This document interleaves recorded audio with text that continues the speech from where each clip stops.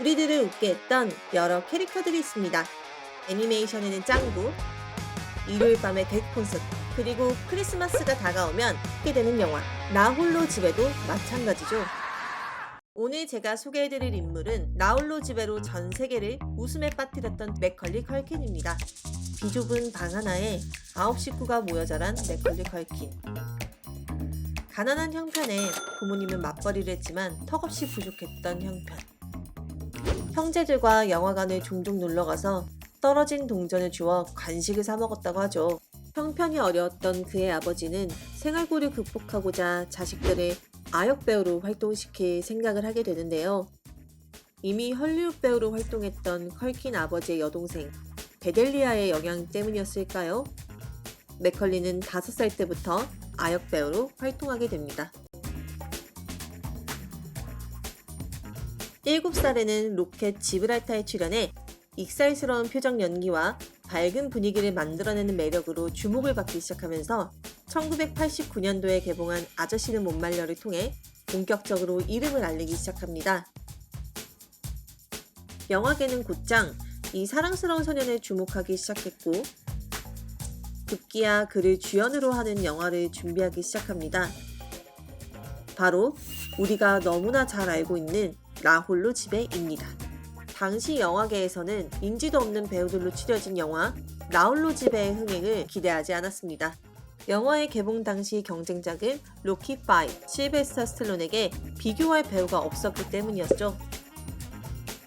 코미디 영화 부분 1위를 기록하다가 현재는 바비에게 밀려나 2위를 차지하고 있고요. 당시의 흥행 수익은 현재 가치로 계산하면 약 1조 원에 달한다고 합니다. 그 후 맥컬리 컬킨의 몸값은 40배가 올랐고 헐리우드 최고의 스타 대접을 받았습니다. 그의 아버지는 아들 맥컬리 덕분에 단숨에 영화계의 유명 스타가 되었고 헐리우드에 영향력 있는 50인에 꼽히기도 했습니다. 하지만 아버지의 욕심은 끝이 없었고 자신의 아들을 혹사시키는 강행군을 이어갔으며 맥컬리 컬킨의 출연을 놓고 다른 형제들까지 출연을 시켜달라는 등 영화의 각본부터 촬영까지 그의 입김으로 현장은 얼어붙기도 했습니다. 그때부터였을까요? 그에게 아이들은 더 이상 끈끈한 부정으로 이어진 존재가 아니라 그저 돈을 벌어다주는 수단으로 여겨지기 시작했습니다. 더 나아가 그의 아버지는 맥컬리가 어린 나이에 감당하기 어려운 끔찍한 역할을 맡깁니다. 바로 1993년작 위험한 아이입니다. 사이코패스를 연기하며 온갖 소름 끼치는 장면들로 그가 쌓아온 귀엽고 쾌활한 이미지는 한 번에 날아가 버리죠. 당시 미국의 SNL에 출연한 맥컬리 컬킨에게 그의 아버지는 무려 1시간에 달하는 방송 대본을 모두 달달 외우게 했고 맥컬리는 NG가 나기라도 하면 아버지에게 똑바로 해라. 넌 제대로 하는 게 없냐? 촬영 끝나면 가만두지 않을 거야. 라는 말로 사람들 앞에서 치욕을 겪었다고 하는데요. 영화 관계자들은 촬영장에서 더 이상 행복하지 않은 맥컬리를 안타깝게 바라보았습니다. 발레까지 배우며 연기한 호두까기 인형은 제작비의 10분의 1도 회수하지 못했고 이후에는 영화 리치리치로 다시금 가족 코미디의 흥행을 노렸지만 아쉽게도 실패로 돌아갔고 맥컬리는 연기에 대한 호평도 쏟아졌습니다. 이건 너무한 거 아니냐고. 아버지의 돈 욕심에 다작 활동을 하게 된 맥컬리 컬킨. 아이러니한 건 흥행 실패로 맥컬리 컬킨은 아버지를 벗어날 수 있었습니다. 이후 사이가 좋지 못했던 부부는 별거에 들어갔고 이혼 소송을 시작합니다. 이때를 회상하며 맥컬리는 아버지로부터 벗어나 드디어 웃음을 찾을 수 있었다 말할 정도였습니다. 훗날 공개 인터뷰에서 맥컬리의 아버지는 맥컬리를 더 이상 나의 자식으로 생각하지 않는다. 부자지간이 얼마나 악화됐는지 알 수 있었는데요. 1994년 작품 활동을 중단한 맥컬리는 본인이 꿈꾸던 학교 생활로 돌아갔지만 또래들과 다른 취급을 받았고 평범하게 어울리는 게 이미 불가능했습니다. 그렇게 점점 평범함과 멀어지던 맥컬리는 사람들을 꺼려하기 시작합니다. 그나마 평범하게 다닐 수 있었던 예술학교에서 아역배우 출신인 레이첼 마이너와 연인이 되었습니다. 당시에 그녀와 너무 헤어지기 싫었던 맥컬리는 17살이라는 어린 나이에 그녀에게 프로포즈를 하게 됩니다. 아마도 평생을 원치 않는 삶을 살아온 맥컬리에게 결혼이란 도피처이자 은신처이지 않았을까요?